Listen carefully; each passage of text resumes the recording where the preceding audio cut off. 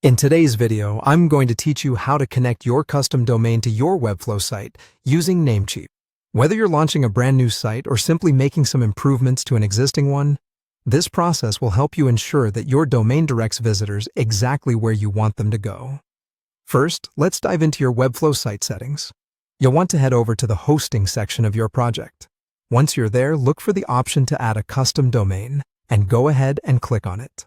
Enter your domain name in full. For instance, it might look something like w.yourdomain.com. After you've entered your domain, click to add it.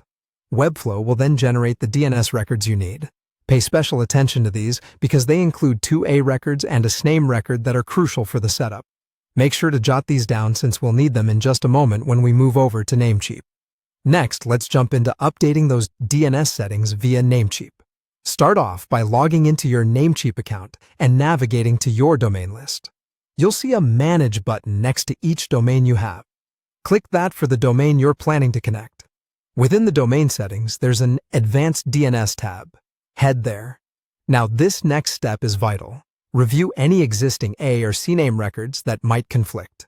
You'll want to delete those to clear the way for the new records from Webflow. Let's go ahead and add the A records first. You need to add 2 A records here. Set the host field to @ and then for each A record, input the IP addresses that Webflow has provided you. This tells the internet where the main pages of your domain should lead. Moving on to the CNAME record, add one here, setting the host field to www. For the value, use proxy SSL to .webflow.com, or if Webflow provided you a different address for this, use that instead. Once you've inputted these details, make sure to save your changes.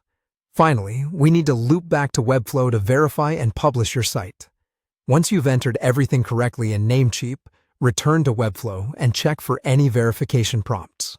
In most cases, if everything's input correctly, Webflow will confirm that your domain is connected properly.